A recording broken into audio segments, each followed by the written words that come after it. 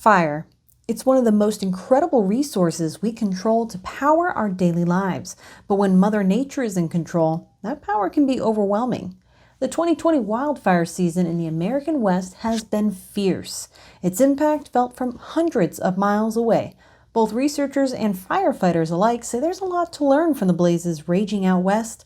I spoke with Peter Crank, an urban climatologist from Arizona State University in Phoenix, to learn more about the impacts felt out west. I work in the field of urban climatology. So what that means is that I study cities, broadly speaking. My work specifically looks at neighborhood scale impacts of how we arrange, configure, and build our neighborhoods to see how that affects the thermal environment. So how hot it gets in that neighborhood, ways to cool that. But then an extension of that as well is looking at how that heat and how we design our neighborhoods can have impacts on mental health and mental well-being for those in the community. So currently I do that here in Phoenix, which is a very hot city, pretty dry as well. Not necessarily a city people think of as being particularly wildfire prone, but a lot of the surrounding mountain ranges and areas within Arizona frequently do have wildfires. 2020 has been a bit lower in that regard for us here. It's been about the only thing that's been on the lower end of what we would want. But at the same time, we sit sort of well positioned across the Western US to see a lot of impacts from other people's wildfires. Wildland firefighters like Gabe Perry-Freer know these impacts up close and personal. He says, as a remote firefighter without advanced respiratory equipment, poor air quality is one safety measure that leaves room for improvement, even in the midst of a pandemic. COVID risk was I think, handled very seriously and pretty appropriately, as realistically and as best it could have been. And then, of course, safety in other aspects is taken seriously. Training is done very carefully and meticulously. We have resources, fire shelters, protective equipment we wear to protect from the fire itself. And I think a lot of people are quick to wonder about the air quality, and that's the only one where I think people are surprised to hear the answer. In every other capacity, I think we're protected quite well, and I think, that's the only one that I could see developments being made in the future. But again, as of now, I think we handle it as best we can. While rising smoke flows into the upper air currents, Peter says neighboring states are affected in more ways than one. So some of the first initial ones that we've seen from the wildfires in other places is that we had sort of hazy skies, which for us was a bit beneficial when they occurred initially, because it meant that instead of it being 116 outside, it was 112. So it didn't seem like a lot, but it is at least a little bit better because the wildfire smoke is blocking some of the sun. So you do have some of that influence when it's in the upper levels of the atmosphere. When it starts to fall into the ground from the wildfires, you then end up with a lot more smoke inhalation problems. So those with respiratory issues are going to be at a higher risk. So typically we think of smoke as in the range of PM10, particulate matter of 10 microns. So with that, those are the types of pollutants that can get into our respiratory systems, mostly the upper portion of the chest, and can create some issues with that.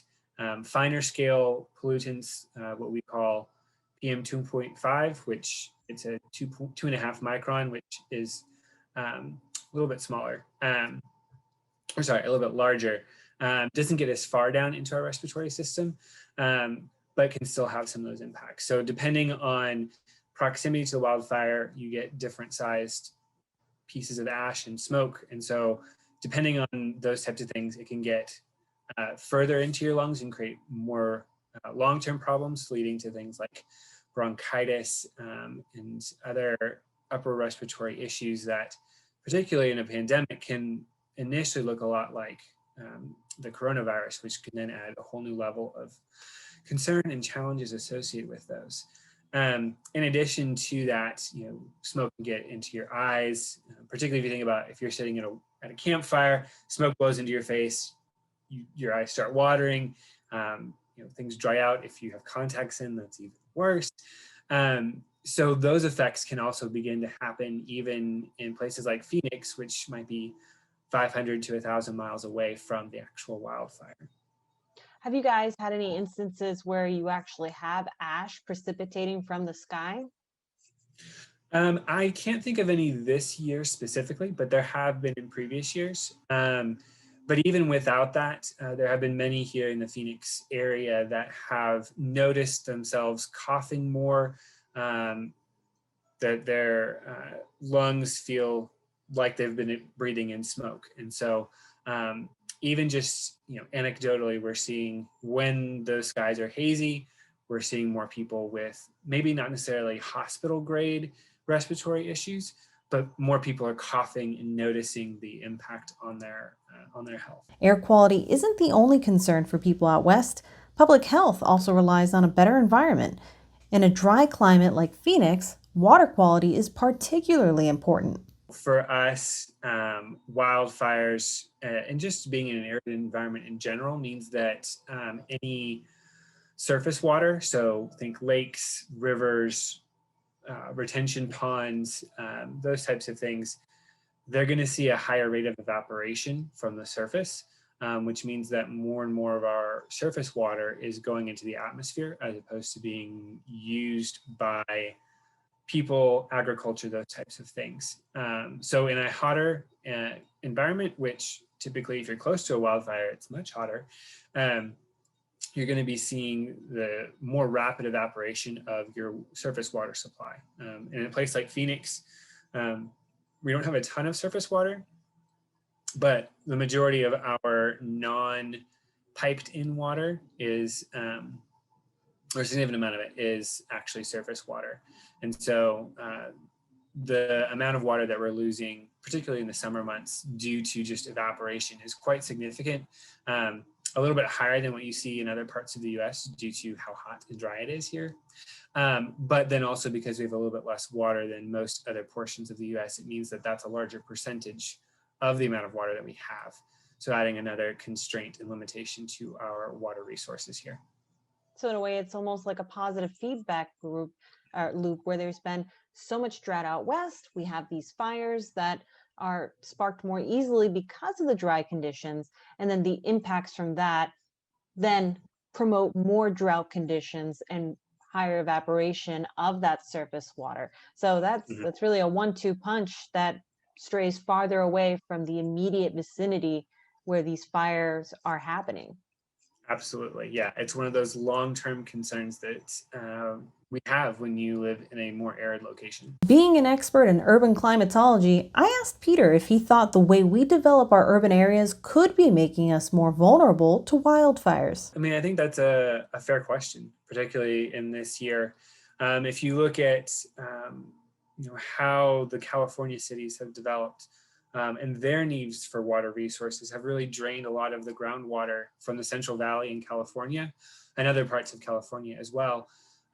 It's sort of a decoupled relationship where, the city and the way it's developing requires more water, so they pull more water from rural areas, which you don't initially think, oh, this is increasing the risk here. But what you're doing is you're drying out the agriculture and the forestry lands of the nearby area, which makes them more susceptible to not just a wildfire, but larger, more rapid spreading wildfires, such that you end up with that occurring that you don't necessarily immediately think is related to the city, but because the city is pulling that water from those areas, you are exacerbating underlying issues that are going on there.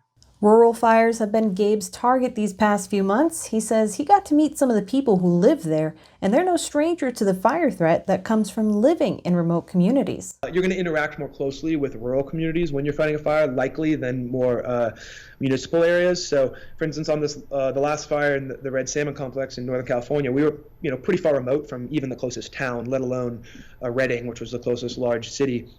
And we had people, local residents, walking the fire line and talking to us while we were out doing, our work. And so it's interesting to see you have a little more interaction with people, I think, in a rural setting, just because we're a little more closely working to directly their homes and their land versus a more municipal area. The suburbs of bigger cities are also battling a challenge that comes with development: the urban heat island effect and paved or impervious surfaces. So California being sort of an example of how cities have dried out the rural areas that lead to wildfires. At the same time, the urban heat island, typically speaking, in some ways, Phoenix is a bit of an anomaly in this, but typically speaking, you end up with hotter and drier conditions, particularly in the ground, and the soil in the city is drier than what would be outside of the city. A lot of that is due to the buildings that the materials that we're using to create these buildings, but also our roadways. They're asphalt, they're concrete. These are impervious surfaces that don't let water drain through them. And so because of that, the ground directly underneath them is going to dry out because the rainwater isn't falling through the pavement and getting into the rest of the ground underneath. So what we then see is that, generally speaking, your subterranean layers of soil are a bit drier than what you would see outside of the city.